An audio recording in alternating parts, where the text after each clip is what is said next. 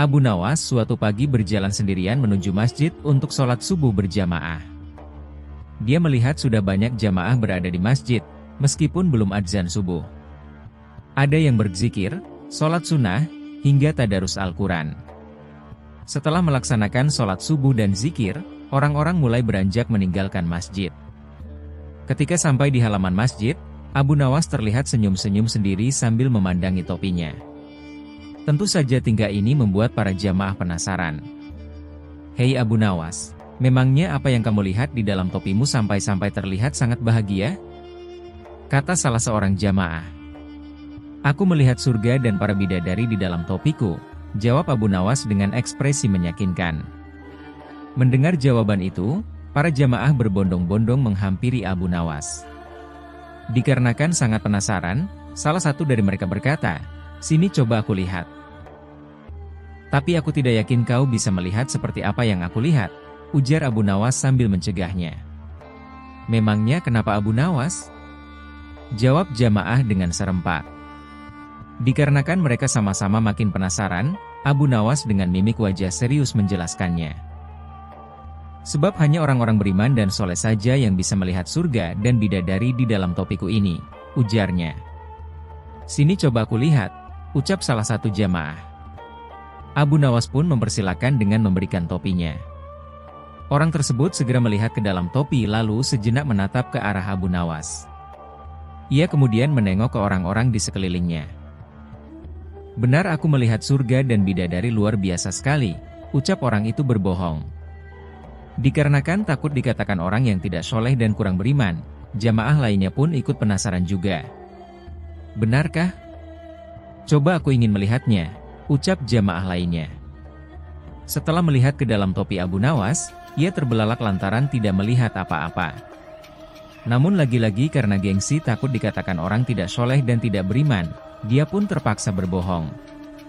"Iya benar aku melihat bidadari yang cantik jelita satu persatu," ujar jamaah lainnya. Akhirnya semua jamaah mencobanya dan jawabannya pun sama karena gengsi takut dibilang bukan orang soleh dan kurang beriman. Sampai tibalah giliran terakhir seorang jamaah yang dikenal pendiam. Ia pun mengambil topi Abu Nawas dan melihat ke dalamnya. Dia tidak melihat apa-apa, justru mencium bau apek dari topi Abu Nawas.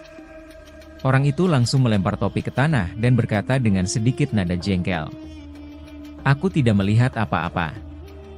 Yang ada bau apek. Lalu kau akan menuduhku orang tidak beriman?" tutur orang itu kepada Abu Nawas. Melihat hal itu, Abu Nawas malah tertawa terpingkal-pingkal. Kemudian Abu Nawas berkata, "Aku juga sama seperti kau. Aku tidak melihat apa-apa," tegas Abu Nawas sambil menahan tawa.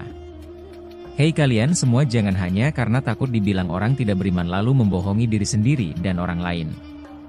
Selama taat beribadah dan menjauhi larangan Allah Subhanahu wa Ta'ala, kalian tidak perlu takut dan tak perlu malu kepada orang lain disebut sebagai orang yang tidak beriman. Cukup hanya kalian dan Allah Ta'ala yang tahu dan lagian mana mungkin surga bisa terlihat, sementara kalian belum mati," tambah Abu Nawas. Seketika mereka yang tadinya mengerumuni Abu Nawas langsung membubarkan diri sambil menahan rasa malu.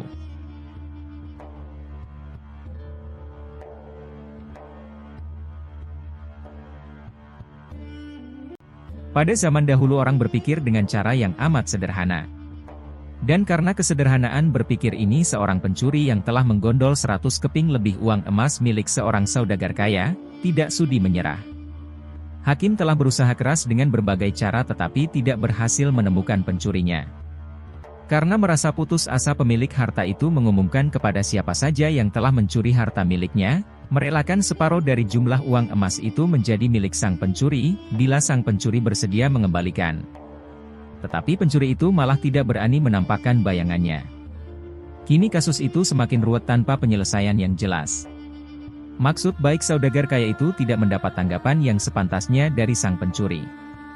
Maka tidak bisa disalahkan bila saudagar itu mengadakan sayembara yang berisi barang siapa berhasil menemukan pencuri uang emasnya, ia berhak sepenuhnya memiliki harta yang dicuri.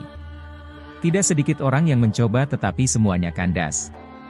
Sehingga pencuri itu bertambah merasa aman tentram karena ia yakin jati dirinya tak akan terjangkau. Yang lebih menjengkelkan adalah ia juga berpura-pura mengikuti sayembara. Tidak berlebihan bila dikatakan bahwa menghadapi orang seperti ini bagaikan menghadapi jin. Mereka tahu kita, sedangkan kita tidak. Seorang penduduk berkata kepada hakim setempat, "Mengapa Tuan Hakim tidak minta bantuan Abu Nawas saja?" "Bukankah Abu Nawas sedang tidak ada di tempat?" kata hakim itu balik bertanya. "Kemana dia?" tanya orang itu. "Ke Damaskus," jawab hakim. "Untuk keperluan apa?" orang itu ingin tahu. "Memenuhi undangan pangeran negeri itu," kata hakim. "Kapan ia datang?" tanya orang itu lagi. "Mungkin 2 hari lagi," jawab hakim. Kini harapan tertumpu sepenuhnya di atas pundak Abu Nawas. Pencuri yang selama ini merasa aman sekarang menjadi resah dan tertekan. Ia merencanakan meninggalkan kampung halaman dengan membawa serta uang emas yang berhasil dicuri. Tetapi ia membatalkan niat karena dengan menyingkir keluar daerah berarti sama halnya dengan membuka topeng dirinya sendiri. Ia lalu bertekad tetap tinggal apapun yang akan terjadi. Abu Nawas telah kembali ke Baghdad karena tugasnya telah selesai. Abu Nawas menerima tawaran mengikuti sayembara menemukan pencuri uang emas. Hati pencuri uang emas itu tambah berdebar tak karuan mendengar Abu Nawas menyiapkan siasat. Keesokan harinya semua penduduk dusun diharuskan berkumpul di depan gedung pengadilan. Abu Nawas hadir dengan membawa tongkat dalam jumlah besar. Tongkat-tongkat itu mempunyai ukuran yang sama panjang. Tanpa berkata-kata Abu Nawas membagi-bagikan tongkat-tongkat yang dibawanya dari rumah. Setelah masing-masing mendapat 1 tongkat, Abu Nawas berpidato, "Tongkat-tongkat itu telah aku mantrai. Besok pagi kalian harus menyerahkan kembali tongkat yang telah aku bagikan.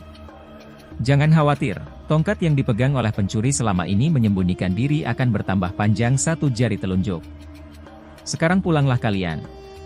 Orang-orang yang merasa tidak mencuri tentu tidak mempunyai pikiran apa-apa. Tetapi sebaliknya, si pencuri uang emas itu merasa ketakutan. Ia tidak bisa memejamkan mata walaupun malam semakin larut. Ia terus berpikir keras. Kemudian ia memutuskan memotong tongkatnya sepanjang 1 jari telunjuk, dengan begitu tongkatnya akan tetap kelihatan seperti ukuran semula. Pagi hari orang mulai berkumpul di depan gedung pengadilan. Pencuri itu merasa tenang karena ia yakin tongkatnya tidak akan bisa diketahui karena ia telah memotongnya sepanjang 1 jari telunjuk. Bukankah tongkat si pencuri akan bertambah panjang 1 jari telunjuk? Ia memuji kecerdikan diri sendiri karena ia ternyata akan bisa mengelabui Abu Nawas. Antrian panjang mulai terbentuk. Abu Nawas memeriksa tongkat-tongkat yang dibagikan kemarin. Pada giliran si pencuri tiba, Abu Nawas segera mengetahui karena tongkat yang dibawanya bertambah pendek 1 jari telunjuk. Abu Nawas tahu pencuri itu pasti melakukan pemotongan pada tongkatnya karena ia takut tongkatnya bertambah panjang. Pencuri itu diadili dan dihukum sesuai dengan kesalahannya. 100 keping lebih uang emas kini berpindah ke tangan Abu Nawas. Tetapi Abu Nawas tetap bijaksana, sebagian dari hadiah itu diserahkan kembali kepada keluarga si pencuri, sebagian lagi untuk orang-orang miskin dan sisanya untuk keluarga Abu Nawas sendiri.